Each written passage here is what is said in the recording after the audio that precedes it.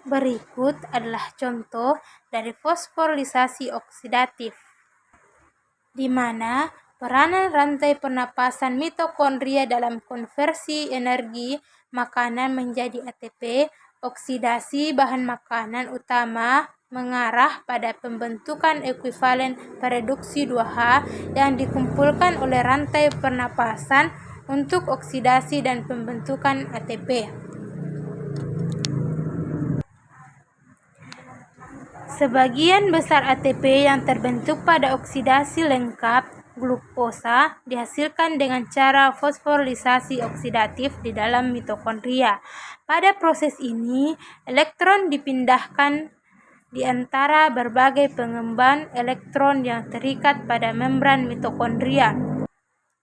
Bersama dengan itu, proton dipompakan melintasi membran sebelah kiri dalam dari mitokondria.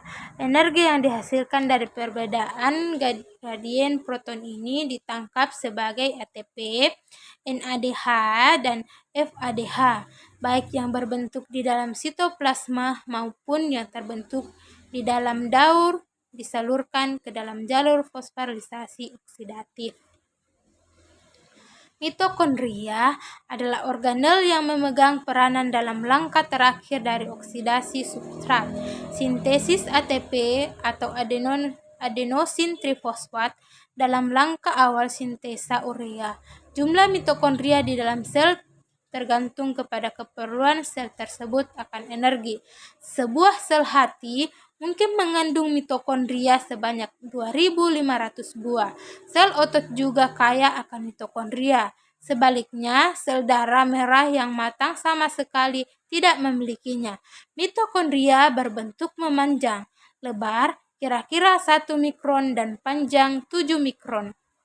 Akan tetapi bentuknya tidak tetap dan berubah-ubah tergantung kepada keadaan metabolisme dari sel. Mitokondria mempunyai suatu membran luar. Membran dalam sangat berlipat-lipat. Lipatan dalam ini disebut krista, mengandung rantai pemindahan elektron serta protein yang mengubah energi hasil oksidasi menjadi ATP. Ini adalah gambar dari mitokondria. Ada ATP sintase partikles, ada intermembran space, ada matriks, ada kristae, ada ribosom, ada granulase, ada DNA, ada membran dalam atau inner membran, kemudian ada outer membran atau membran luar. Oksidasi didefinisikan sebagai peristiwa kehilangan elektron, sedangkan reduksi ialah peristiwa memperoleh elektron. Bila suatu senyawa dioksidasi, maka harus ada senyawa yang direduksi. Sehingga reaksi oksidasi reduksi dapat dijelaskan sebagai perbedaan dalam potensi reduksi melepaskan elektron atau redoks atau segitiga CO antara reaktan dan produk. Hal ini dinyatakan dalam Vol relatif terhadap elektron hidrogen. Rantai transport elektron atau rantai pernafasan bekerja dengan memindahkan elektron dari seni yang lebih elektron positif. Sempat koenzim Q dan sitokrom C. Penerimaan terakhir dari elektron yang dipindahkan ini di dalam rantai pernafasan ialah molekul oksigen segitiga EO dari seluruh rantai pernafasan ini adalah 1,4 volt atau setara dengan 52,6 kalori per mol. 52,6 kcal per mol. Unsur-unsur rantai transport elektron.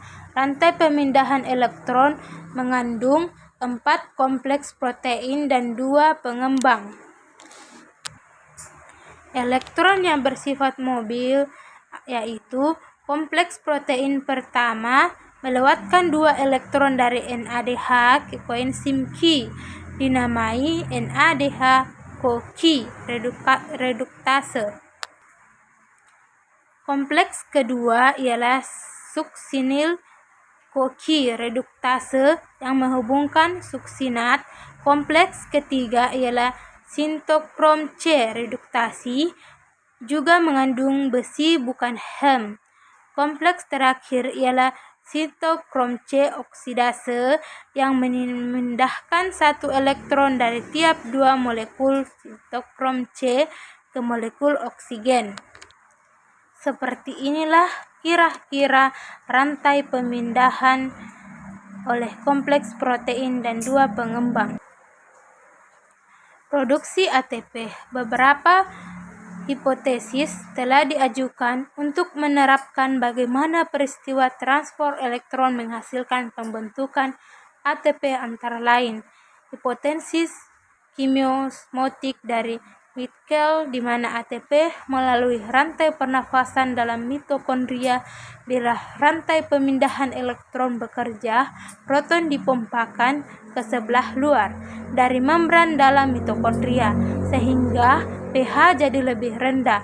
Menurut hipotesis kimioosmotik ini, harus balik dari proton yang menuju ke dalam mitokondria digunakan untuk fosforilisasi ADP menjadi ATP. Ini mensyaratkan bahwa fosforilisasi hanya terjadi pada mitokondria yang utuh, dan peristiwa ini akan berhenti bila ada suatu zat yang dapat membuat membran bagian dalam mitokondria ini menjadi permeabel bagi ion hidrogen, dan ini terbukti. Transfer berbagai senyawa ke dalam mitokondria, glikolisis, dan berbagai reaksi lain dalam sitoplasma menghasilkan NADH dan FADH2 yang harus dioksidasi kembali. Rantai transfer elektron oleh karena mitokondria tidaklah permeabel. C2 ini adalah mekanisme lain yang bekerja ulang pergi sempat torque shuttle membawa elektron ini ke dalam mitokondria. Hanya elektron yang berasal dari ekuivalen produksi yang berasal dari sitoplasma yang memasuki mitokondria. Molekul NAD, dan FAD sendiri tetap berada di sitoplasma.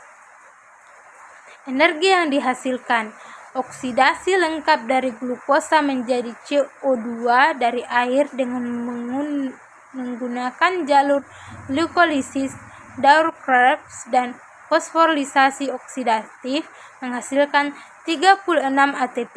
Jika glikoserol fosfat digunakan, bila menggunakan malat aspart menghasilkan 36 ATP.